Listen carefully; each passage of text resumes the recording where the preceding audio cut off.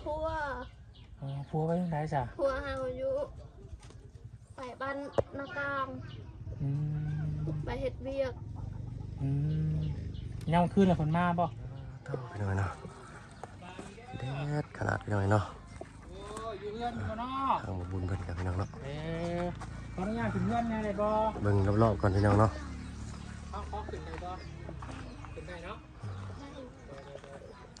แม่นบ้านหลังนี้บ่เนาะที่เบาลีเป็นเข้ามาเนาะเห็นในคลิปพี่น้องเนาะรถจักรเพิ่นกันเนาะรถใช้สำหรับแก่กล้วยพี่น้องเนาะด้วยครับเบิ่งรอบๆบ้านเพิ่นก่อนพี่น้องเนาะก็สิประมาณนี้พี่น้องเนาะก็มีพี่น้องเนาะแต่วิวทางบ้านเพิ่นงามนะพี่น้องเนาะอันหน้าใส่ภูเขาเลยเนาะนี่ก็เป็นเรือนซานบ้านช่องเพิ่นพี่น้องเนาะสภาพประมาณนี้พี่น้องเนาะจานดาวเทียมกับมีแต่จานบ่มีทรายพี่น้องเนาะนี่น่าสิเป็นเรือนครัวเพิ่นเด้อพี่น้องเนาะชาวบ้านสักซองเพิ่นก็บ่ได้ไปใช้พี่น้องเนาะ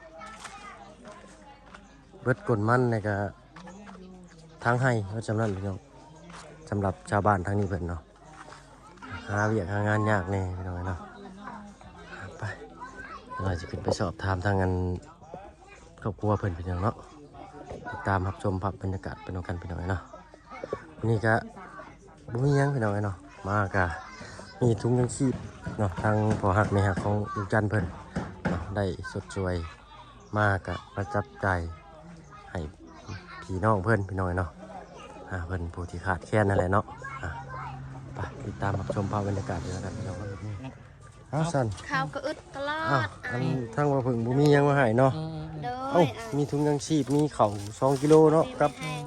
หมักพริกเกลือเป็นนัวแหละพี่น้องเนาะอันแบบว่าพื้นฐานนะพี่น้องเนาะเบื้องต้นเพิ่นเนาะถุงยังชีพพี่น้องมีเกตหนึ่งที่ทั้งบางบุญกับลุงจันเพิ่นพาเข้ามาเบิ่งพี่น้องเนาะทางขึ้นเมืองน้องเนาะเมืองเซโปนแขวงสวรรณเขตที่เก่าพี่น้องเนาะบ้านกระตุกพี่น้องเนาะติดตามชมไปน้องกันพี่น้องก่อนอื่นกับทายสบายดีเปิดพี่น้องเบิร์ดสุขคนมาวันนี้ก็พบพ่อกับต้องบ่เพิ่งเคยหลายคือเก่าพี่น้องเนาะสภาพการเป็นอยู่ของเพิ่นเป็นสิ่งใดพี่น้องเนาะเด็ดพี่น้องร้อนแห้งขนาดเลยเนาะร้อนนะพี่น้องเนาะแล้วเราก็ได้ก้าวย่างเข้ามากับบาบุญชลวันเพิ่นพี่น้องเนาะกับพร้อมกับลุงจันเพิ่นพี่น้องเนาะไปติดตามรับชมภาพบรรยากาศบ้านเพื่อนเพิ่นเป็นสิ่งใดพี่น้องเนาะอันนี้นะเพื่อนเจ้าจะยุกับใครนี่นะใส่ก็พัวพัวไปยังไงจ้ะพัวหาอยู่ไปบ้านนากลางไปเฮ็ดเวียกยังขึ้นเลยคนมาบ่โดยไปโรงเรียนหลังกลางคืนมาเนาะโดยไปเฮ็ดเวียกเฮ็ดเวียกยังไงเฮ็ดเวียกไข่กล้วยมีข้าวกินไปขึ้นกล้วยโดยมีลูกกันจะคนเลยลูกมีมือนึงผู้เดียวนี่เนาะพ่อแม่เจ้าได้สักแม่บุญแม่พัวเอาไปบ้านนากลางแล้วสภาพบ้านนี่ก็ประมาณนี้พี่น้องเนาะอันนี้คือว่าเพื่อนล้างนี่จ้ะเป็นเพื่อนของพ่อแม่เนาะก็ขึ้นเข้าเนาะคือซะเลาะเบิ่งเลยพี่น้อยเนาะขออนุญาตเอาเองนี่แหละพี่น้อยเนาะขอโทษขออภัยเนาะอันนี้ก็จะเป็นห้องนอนเป็นพี่น้องเนาะตอนแรกบางเพิ่งแนมมาคิดว่าเป็นเพื่อนครัวเลยพี่น้อยเนาะเราพวกเขาไปเบิ่งเลิกเบิ่งใกล้พี่น้องเนาะเอาแต่พอดีอย่างลมกระโตนี่แหละพี่น้องเนาะก็จะให้เป็นบอกอีกเทื่อหนึ่งเนาะว่าเป็นจังใดการเป็นอยู่พี่น้อยเนาะติดตามรับชมภาพบรรยากาศไปน้องกันอีกเล็กน้อยพี่น้องเนาะขอโทษขออภัยเวลาพี่น้องเนาะทางบ่พึ่งเสียงคอยเนี่ยพี่น้องเนาะร้อนขนาดพี่น้องมันนี่35 องศาเนาะผ่านเดือนเป็นกันคือสีลายฟ้าหลาปีเลยพี่น้องเนาะโทรทัศน์เป็นก็จะใช้ได้หรือบ่พี่น้องเนาะ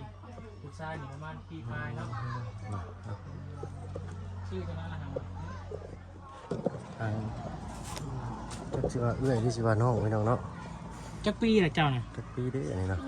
เจ้าน่ะ เจ้านี่ นี่ เขา6เขา7 ถ้า6ก็7แล้วเป็นเอื้อยของบ่าวเพิ่งอีกพี่น้องเนาะ ระวังเด้อบ่เพิ่งเลย โดย เห็นยังก่อนเจ้า จ้าไปเบิ่งให้เพิ่นพาเบิ่งเงินชาติเพิ่นก่อนพี่น้องเนาะ ถ้าจะเราบอลลี่ขึ้นมาแล้วมีดังนะ สบายดีเด้อเนาะ ไปดี โดยเนาะอันคอยอันชื่อว่าอันบ่าวเพิ่งเด้อเนาะอันทั้งอันเอื้อยอันว่าชื่อว่าแนวใดเนาะ โดย เจ้าชื่อว่าแนวใดก็ อืม เอ้ยเธอเนาะ เจ้าน่ะชื่อหยังเอ้าชื่อเธอบ่ โดย ลูกน่ะชื่อคอง ลูกชื่อของบ่บ่ คองใช้ป้า ชื่อคองอายเอ้ย เนาะ อยู่ดีไม่แห้งเนาะเขาทำลำรวยได้ โดยอยู่ดีมีแห้งอยู่ โดย ใจหลายถามกันเนาะ โดย อันนี้เนี่ยไพ่นอนอยู่นี่เนี่ย นอนนี่ เจ้าเนี่ยบ่นอน เจ้านี่นอน เจ้าเนี่ย นอนกับพัว บัดเทือนบัดเทือนใหญ่ เด้ เนี่ย จ้ะ จ้ะ เพื่อนใหญ่นี่แม่เฮานอนแม่พัวนอน อ๋อแปลว่าคนได้สร้างครอบครัวแล้วต้องแยกมานะ โดย แต่ เนาะ ว่ากับบริแยกกับต่อซ่านออกมา น้องเฮาเลี้ยงลูกช่องคนหมูมีพัวปะแล้ว น้องเจ้าบ่ โดยน้องพัวเฮา น้องพ่อเจ้าเอาเพิ่นอยู่ไสซะเดี๋ยวนี้อยู่ในเฮือนนี่บ่ เจ้า แนวใด อายเฮาปะเมียปะ ลูกช่องคนลายและคนเพื่อนเฮา เฮือนนี่ โดย จักคน 10 คน 10 คน โดย นอนอยู่นี่บนเลย นอนอยู่นี่นอนอยู่นี่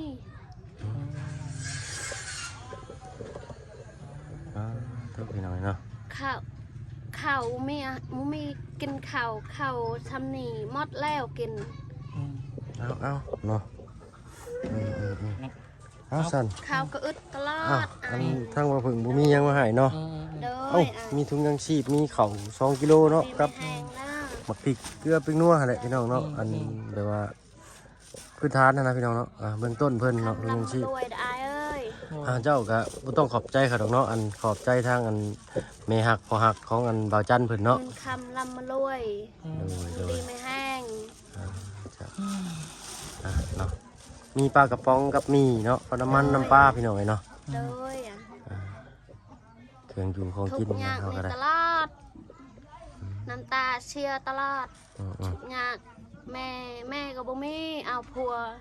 แม่บ่มีแม่เฮาตายแล้วผัวนี่เราบ่มีพ่อก็ตายทุกอย่างตลอดแม่เฮาอยู่บ้านอู้ เอาบัดผัวเจ้าได้ซะเพิ่นไปไสซั่น ผัวเฮา แม่ อน ยู่บ้านนากอง เพิ่นไปไสเดี๋ยวนี้ ไปเฮ็ดเวียก ไปขึ้นกล้วยมัน กด เนาะ กิกวดกดกล้วย มือเท่าไรเพิ่นไง มือ เปิดจ้างเท่าไรมือ จัง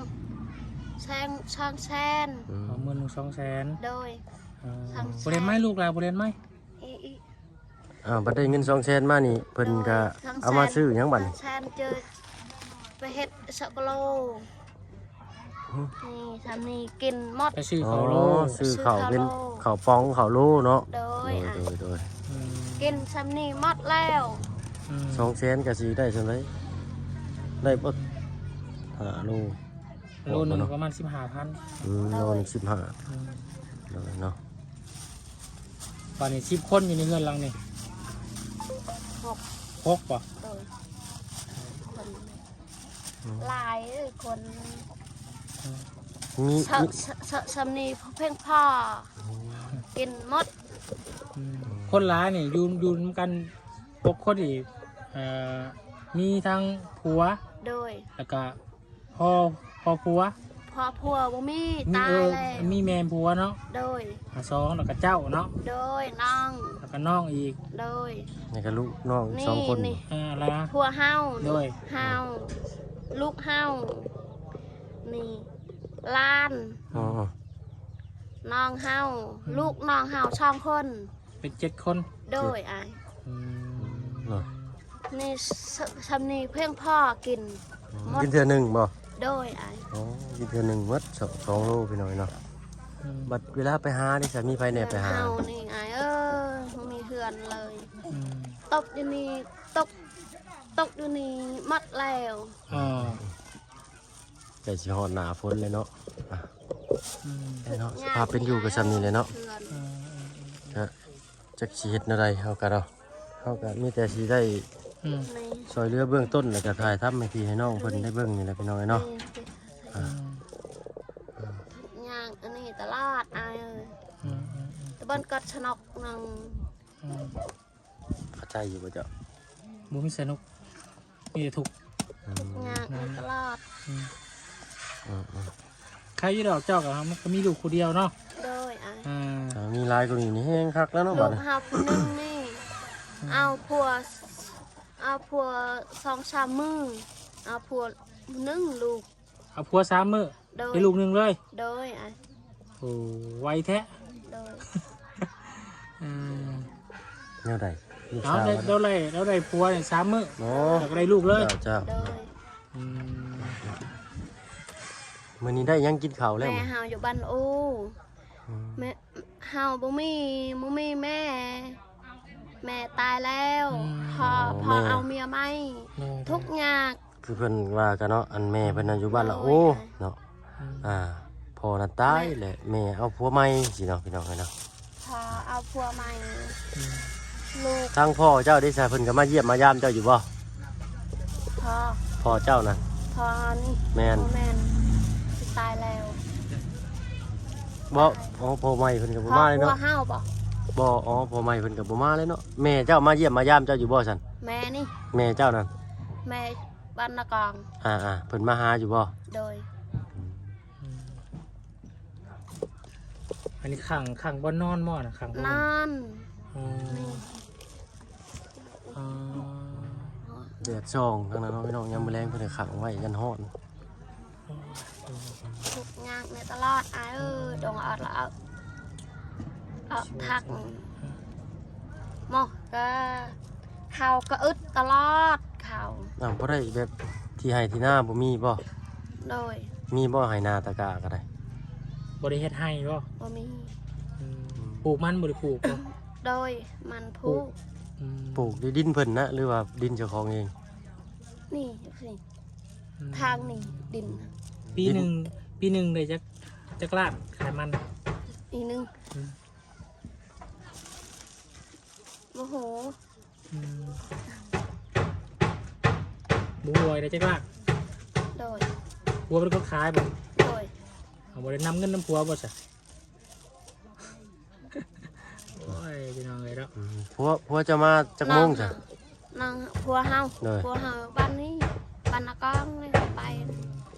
อีเฮิงว่าเพิ่นสิมานี่มาเฮือนนี่ โดย ตอนแรกเหมือนเนาะ ตอนแรก โอ้ยนางรักปวดขาจังพี่น้องเอ้ย น้องเฮาแม่ห้าง ครับผัว น้องเจ้าไม่ห้าง ลูกซอง ลูกชาวคน โดย ผัว ไปเพิ่นไปใช้แล้วเดี๋ยวนี้ ผัวเอาเมียใหม่ อืมน้องเจ้าไปใช้เดี๋ยว ไป นี้ เฮ็ดเวียก บัดลูกเราได้อยู่กับไผซะบัดนี้ ลูกชาวคน ตอนนี้ไผเลี้ยงลูกเรา เอ้ยเลี้ยงลูกน้องฮะ อืม เลี้ยงน้องฮะอายฮะอายกับเมียปะ อ้ายกับเมียปะน้องกับ โดย ผัวปะ โดยอาย โดยเนาะ ทุกอย่างนี่อายเอ้ย โดยเนาะเฮาก็ มัน ซอยเรือแต่เบื้องต้นทุนยังชีพทางอันพอหักไม่หักของบ่จันเพิ่นพี่น้องเนาะโดย ให้ อาย จับจ่ายซอยเพิ่นซอยกันพี่น้องเนาะ มันคำลำรวยอายเอ้ย โดยเนาะ โดย อยากเห็นผัวเจ้าผัวเจ้าอีกเฮิงบ่เพิ่นสิมา โดย15 ฮะ 15 วันที่15 เด้อ อ๋อเพิ่นไปจักมื้อเพิ่นมาเทื่อหนึงจ้ะ ผัวเฮา ผัวเจ้าน่ะ เมื่อ จักมื้อเพิ่นเมื่อ 2-3 มื้อ เพิ่นไปได้จักมื้อเลยนี่ อืม มื้อหนึง เด้อ อาจจะอีก2มื้อ3มื้อพุ่นแหละบัดนี้เนาะ โดยอยากชอบถามผัวเพิ่นนำแน่พี่น้อง เพื่อ เนาะ นอายเอ้ย อืม เพื่อนที่เลิศเพื่อนเฮา อืม ทุกยากนี่เอาพวกทุกยากเพื่อนแม่ก็ทุกยาก โดย แม่เฮาอยู่บ้านโอ อืม เพื่อนแม่เฮานี่ซ้ำนี่ อืม ทุกยากนี่ เนาะ อยู่เพื่อนแม่ก็ทุกยากเอาพวกทุกยากน่ะตาเชียร์น้ำตาตลอด อืม เห็นได้เนาะเฮาเลือกเกิดบ่ได้ก็มีแต่สู้เอาอดเอาแหล้วเนาะเจ้าก็ได้เนาะ โ โดยไอ้ อืม ดูความเอา มีเฮือน ลูก เฮือน ใหญ่จักหน่อยก็ไปซอยผัวเฮ็ดเวียกเนาะตอนเจ้ายังบ่ทันมีลูกเจ้าก็ไปเฮ็ดเวียกบ่ไปเฮ็ดเวียกหยัง ไปเฮ็ดเวียกตลาด เจ้าหาได้ โดย ไปเฮ็ดเวียกหยังอ่ะ เฮ็ดเวียกกล้วย อ๋อไปตัดกล้วยส่งสิบ่ โดย เนาะ แทนาวรับจ้างนาวจ้าง2กิโล 2กิโล โดยอันนี้คนนี้เดาจู เนาะอันนี้แหละก็ทางเฮาก็ซอยเรือยังก็ได้บ่หลายเนาะก็มีแต่ถุงยังชีพทางเพิ่นให้มาแบ่งปันให้เนาะเฮาก็ได้อ่ะ ก่อนนะจ้ะตัวนาเบิ้ลมันเละอายอย่าเบิ้ลนก อันได้กว่าบาท เสื้อเสื้อ เสื้อก็มีใส่ เฮือนนี่ เนาะ เฮือนนี่ก็ลมนี่โอ้ยตายโลด เนาะอยู่มาจักปีเลยเฮือนนี่ เฮือนนี่ แม่นจื้อได้อยู่บ่ ข้าวซองหก จะ6 ปี โดย ตอนนี้เจ้าอายุเท่าไหร่ซะ7 อายุชาวเจ็ด อ่า จ้ะ ได้ยังกินข้าววังเย็นนี่ ข้าวบ่ได้กินเลยบ่มีข้าว อ่า อึดตลอด ยู่ ข้าว อ้าวลูกเพิ่นให้เลยเนาะอ้าว โดย สบายดีเด้อซะเด้อเนาะโดยขออนุญาตเบิ่งรอบๆบ้านเจ้านี่เด้อ โดย แล้วได้สิแวะเวียนเข้ามาใหม่เนาะ โดย โดยเนาะสู้ๆไปให้แหละเฮากันเนาะเอากันเลยสิพาพี่น้องเนาะเบิ่งอ้อมๆเพื่อนเพิ่นอีกจักหน่อยพี่น้องเนาะเป็นจังไดเนาะสภาพบ้านดูบ้านเซาเพิ่นก็ได้เนาะเพราะว่าเพิ่นก็ไปรับจ้างตัดกล้วยพี่น้องเนาะเบิ่งเอาตามสภาพนั่นแหละเนาะเฮาก็ตามเบิ่งไฟฟ้าก็บ่มีใช้นั่นนี่เนาะแต่ว่ามีโทรทัศน์เนาะอ๋อมีอยู่เนาะโหดิสายไฟเพิ่นเนาะพ่วงมาจากผู้เนาะอยู่6-7 คนเพิ่นว่าเนาะตามเบิ่งนี่ก็เพิ่นก็สิบ่ได้อันขออนุญาตเนาะเพิ่นก็คือสิบ่ฮู้หนังสือนะพี่น้องเนาะมีจังใดก็บ่ฮู้เนาะเฮาก็บ่ได้ถามเพิ่นเนาะขอโทษขออภัยว่าผิดพลาดประการใดกับพี่น้องเนาะก็ยังใครอยู่เนาะเพราะว่าเพิ่นยังกันไปเฮ็ดเวียกเฮ็ดงานพี่น้องเนาะสิประมาณนี้พี่น้องเนาะบ้านหลังนั้นได้สนอต่อสายไฟมาจากเพื่อนผู้ใดน้องเราเนาะต่อมาจากทางเดียวกันพี่น้องเนาะจะว่าเพื่อนญาติพี่น้องมันอยู่ในหมู่บ้านกับจักเนาะเอากับบุ้งเนาะสอบถามเพิ่นอีกพี่น้องเนาะสภาพเป็นอยู่เป็นจังซี่แหละพี่น้องเนาะแต่ก็ในใจก็อยากเห็นทั้งผัวเพิ่นพี่น้องเนาะว่าหน้าตาเป็นจังไดพี่น้องเนาะถามผัวเพิ่นก็คือสิเข้าใจง่ายอยู่พี่น้องเนาะเอากับฟังเพิ่นบ่ออกครับเวลาเพิ่นเว้าภาษาเพิ่นก็ได้พี่น้องเนาะตามเบิ่งนี่ไม้ต่อขอกตาเพิ่นนี่เป็นไม้เก่าเลยพี่น้องเนาะไม้เก่าแป้นเก่าเพิ่นน่าสิเอามาซ่อมแซมบ้านเฮือนเพิ่นบ่เนาะเนาะเฮาก็ซอยเรือเพิ่นยังเพิ่นบ่ได้บ่หลายพี่น้องเนาะก็ให้ก็เบิ่งเอาแหละพี่น้องเนาะเฮาก็ได้ซอยเรือแต่เบื้องต้นนั่นแหละเนาะเอาน้ำ3ปลาเนาะข้าวสารอาหารแห้งทางผู้ใหญ่ใจดีเพิ่นแบ่งมาให้พี่น้องเนาะเฮาก็จัดแจงมาเป็นถุงยางชีพเนาะมาแบ่งให้เพิ่นเนาะเดี๋ยวก็จังหน่อยลุงจันทร์เพิ่นก็สิเข้ามาอีกพี่น้องเนาะตามเบิ่งไปแล้วกันเนาะว่าสิมีหยังแด่เนาะเนี่ยพี่น้องเนาะก็จะประมาณนี้พี่น้องเนาะพิจารณาเอาเนาะยังให้ทางบ่บุญชลวันเพิ่นถามทางเงินเอื้อยเพิ่นพี่น้องเนาะเพิ่นอายุ27 ปีเนาะพี่น้องเป็นเอื้อยบ่เพิ่งอยู่ปี1 2 ปีปี1เนาะทางบ่เพิ่งก็26 ปีพี่น้องเนาะเนาะ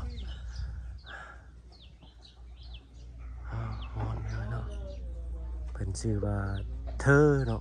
มีชื่อว่าเธอลูกชายชื่อของเนาะทางเฮากาสีได้ขอตัวลาไปก่อนพี่น้องเนาะบัดนี้เนาะไปทางอื่นต่อก่อนเนาะเพราะว่าทางลุงจันทร์เพิ่นถ่ายอยู่พี่น้องเนาะเดี๋ยวให้ทางลุงจันทร์เพิ่นเข้ามาสัมภาษณ์อีกเทื่อนึงพี่น้องเนาะสำหรับที่นี่ก็เบิ่งตามสภาพนี่แหละพี่น้องเนาะเข้ามาพบกับพ่อก็ถ่ายภาพบรรยากาศให้พี่ให้น้องได้รับได้ชมพี่น้องเนาะทางเบาลี่เพิ่นเข้ามาเลยแหละเนาะ เพิ่นเข้ามาก่อนเนาะเฮาก็เลยติดตามเข้ามาอีกพี่น้องเพราะว่าทางเฮายังคาเวียกอยู่ทางทางบ้านดงพี่น้องเนาะทางบ้านสกีพีนพี่น้องเนาะขอโทษขออภัยหลายๆเนาะเอ้ยเป็นบอลลิโน่คนเนาะสำหรับคลิปนี้ลาแล้วพี่น้องเนาะพอกันคลิปหน้าขอขอบใจที่เข้ามาชมคลิปนี้เนาะผิดพลาดประการใดขอโทษขออภัยพี่น้องเนาะสำหรับคลิปนี้ลาแล้วพอกันคลิปหน้าพี่น้องเนาะเอาเป็นว่าสบายดีเนาะ